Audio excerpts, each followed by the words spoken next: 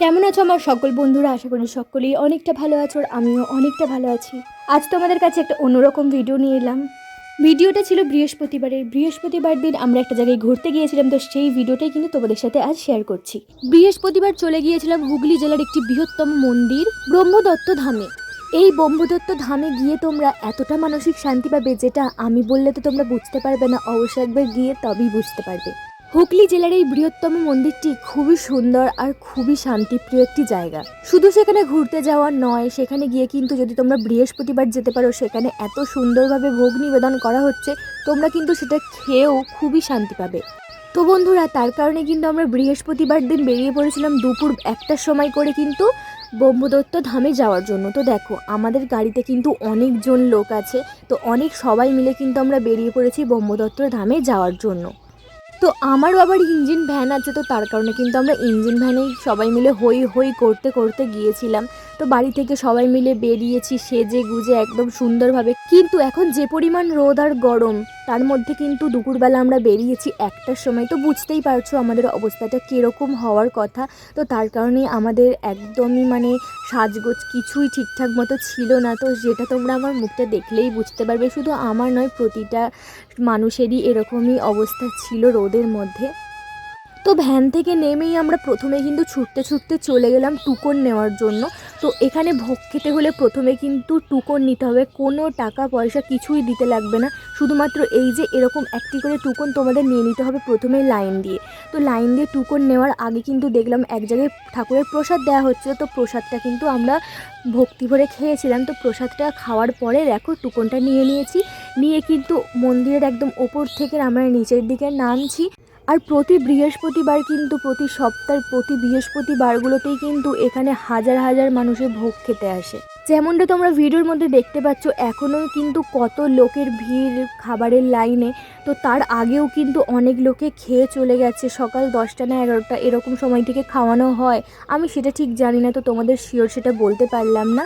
হুগলির এটা কেন বৃহত্তম মন্দির সেটা তোমরা দেখতেই পাচ্ছ, কতটা জায়গা জুড়ে এই মন্দিরটা রয়েছে, কত বড় এই মন্দিরটা। তো দেখো, লাইন দিয়ে কিন্তু আমরা যখন খাবারের জায়গায় চলে এলাম, তার আগে এত সুন্দর ব্যবস্থা ছিল জলের জন্য। তো জল খাবার জন্য বা হাত মুখ ধোয়ার জন্য খুবই সুন্দর ব্যবস্থা করে রেখেছিলেন ওনারা। তো সেখানে গিয়ে আমরা সুন্দরভাবে হাত মুখ ধুয়ে তারপরে দেখো খেতে বসে পড়েছি এখানে। আর যেখানটা আমরা বসে খাচ্ছিলাম খুবই পরিষ্কার পরিচ্ছন্ন, আর মাথার ওপরে কিন্তু ফ্যান চলছিল। তো ফ্যানের নিচে বসে আমরা খুব সুন্দরভাবে খাচ্ছিলাম। তো দেখো, সকলে মিলে কিন্তু খেতে বসে গেছে। আর এখানে কিন্তু এটাই ভোগ। তো ভাত আর সব কিছু দিয়ে একটা সবজি, ডাল দিয়ে সমস্ত কিছু দিয়ে একটা সবজি করা হয়। তো এই জিনিসটাই খেতে পুরো অমৃতের মতো লাগে, এত সুন্দর লাগে, তোমরা একবার না খেলে কিন্তু বুঝতে পারবে না। তারপরে খাওয়া দাওয়ার শেষে আমরা কিন্তু হাত মুখ ধুয়ে চলে এলাম এই যে মন্দিরের ওপরটাতে একটু বসতে। এই জায়গাগুলোয় বসলে এতটা ভালো লাগে, ওপর থেকে ভিউটা নিচের দিকে দেখতেও অনেক সুন্দর লাগে, আর এতটাই হাওয়া দেয় বিশেষ করে গরমকালে। তো এখানে এলে অনেক ভালো লাগে, এখানে এতটা শান্তি লাগে, মনে হয় যেন না ঘন্টার পর ঘন্টা এখানেই থেকে যায় আর বাড়িই না যায়। তো দেখো, তারপরে মন্দিরের ভিতরে এলাম, ওই যে ঠাকুর, আর এখানে দেখো একটা বড় ঘন্টা আছে। তো আমি অনেকের মুখে শুনেছি নাকি এই ঠাকুরটি হচ্ছে ব্রহ্মা বিষ্ণু মহেশ্বর। আর এখানে তো সব সময় হরিনাম বা অন্য কোনো ঠাকুরের যে নাম গান হয় সেগুলো হচ্ছে। এখানে যদি এসে মানুষ বসে তাহলে অবশ্যই মানুষের শান্তি লাগবে, মানসিক শান্তি। তো দেখতেই পাচ্ছ কত সুন্দর মন্দিরটা, এখানে কত বাচ্চারা খেলা করছে, কত সুন্দরভাবে সবাই ঠান্ডার মধ্যে ছাওয়ার মধ্যে বসে আছে। তো খুবই ভালো লাগছিল, আমার তো খুবই ভালো লাগছিল এখানে। আর এখানে আমি তোমাদের দেখাচ্ছিলাম এই যে এইগুলো লেখা ছিল যে এই মন্দিরটা কি মন্দির বা এরকম আরও মন্দির কোথায় কোথায় আছে, এগুলোই লেখা ছিল। অনেক ঘোরাঘুরি করলাম, অনেক ঘোরাঘুরি করার পর কিন্তু আমি চলে এলাম। দেখো, আমাদের সকলে কিন্তু বসে আছে, তার আমি যাদের সাথে এসেছিলাম আমাদের বাড়ির সমস্ত লোক।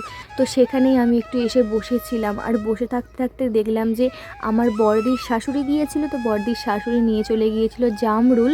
তো সেই জামরুলগুলো ওখানে বসে বসে খাচ্ছিলাম, খুবই ভালো লাগছিল।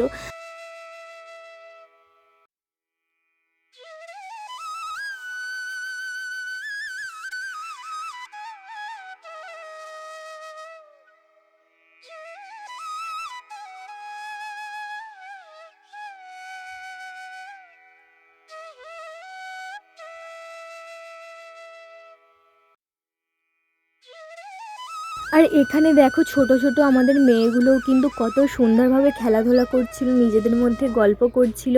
আমার বড়দির শাওরি নাকি জামরুলের সাথে লিচুও নিয়ে গিয়েছিল, তো সবাই লিচুগুলো খেয়ে নিয়েছিল আর আমার জন্য এই যে লাস্টে একটা পড়েছিল, তো সেটাই আমি তোমাদেরকে একটু ভিডিও করে দেখাচ্ছি। আর দেখো লিচুটা কত ছোট ছোট হলেও কিন্তু লিচুটা অনেকটা মিষ্টি ছিল।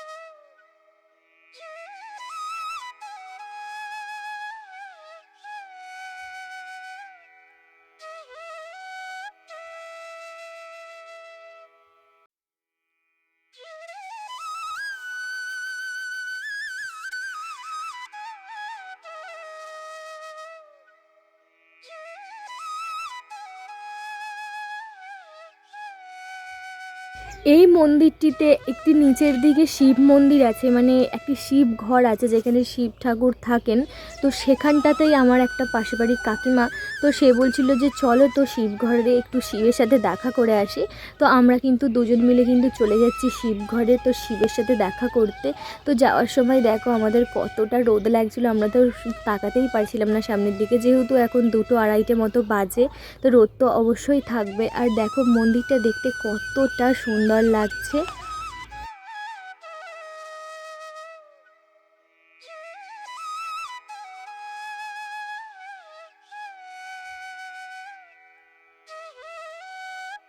শিবঘরের দিকে যেতেই দেখলাম যে এরকম সুন্দর সুন্দর লাইটিং করে দিয়েছে, আগে কিন্তু এগুলো ছিল না যখন আমরা আগে এসেছিলাম। তো দেখো কাকিমা প্রথমে যাচ্ছিল, কাকিমা প্রথমে যেতে গিয়েও কেন জানি না গেল না, তারপরে আমিও যেতে গেলাম। যেতে গিয়ে তারপরে আমি ভাবছিলাম যে যাবো বাবা ভোলানাথকে একটু দেখে আসি, বাবা ভোলানাথের সাথে একটু দেখা করে আসি, মনের প্রাণের কথা বলে আসি। কিন্তু ওই যে এই জায়গাটার মধ্যে দেখো কেউই ছিল না, তাই কিন্তু আমরা সাহস করে আর যেতে পারলাম না। তারপরে আবার বাইরের দিকে বেরিয়ে এলাম, এসে দেখলাম এখানে একটা ডুমুর গাছ আছে। তো এই ডুমুর গাছটাকেও নাকি সবাই ধূপ দিচ্ছিল, পুজো করছিল। আর হ্যাঁ, এই মন্দিরে গেলে তোমরা যে শুধু মন্দিরটাই দেখতে পাবে, ঠাকুর দেখতে পাবে তা কিন্তু নয়। এখানে এসে তোমরা যেরকম শান্তি পাবে, তোমরা যদি ফ্যামিলির সাথে আসো বা তোমরা যদি এমনি ঘুরতে আসো, তো দেখো এখানে কিন্তু কত দোকান আছে। ফুচকা, ঘুগনি, পাপড়ি চাট, দই ফুচকা, যা কিছু তোমরা খেতে চাইবে সবই কিন্তু এই দোকানগুলোর মধ্যে তোমরা পেয়ে যাবে। তো এই দেখো এই সাইডের দোকান, আর দোকান থেকে একটুখানি দূরেই কিন্তু মন্দিরটা। আর তোমরা দেখে নিচ্ছ মন্দিরটা কিন্তু কতটা বড়। তারপরেই বিকেল হয়ে এসেছিলো, এখন বাজে 4টে মতো। তো 4টের সময় করে কিন্তু আবার আমরা সবাই ভ্যানের মধ্যে উঠে চলে গেলাম বাড়ি যাওয়ার উদ্দেশ্যে। তো দেখো বাড়ির দিকে যাচ্ছি, আর তখন এই মাঠের ভিউটা এতটা ভালো লাগছিল, আমি আর ভিডিও না করে পারিনি।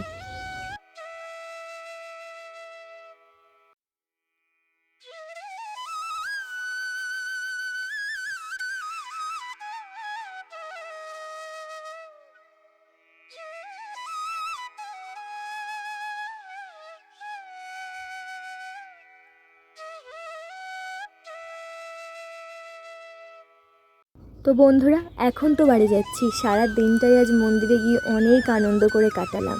তো আমার ভিডিওটা তোমাদের আজকে কেমন লেগেছে অবশ্যই কিন্তু কমেন্ট বক্সে জানাতে ভুলো না।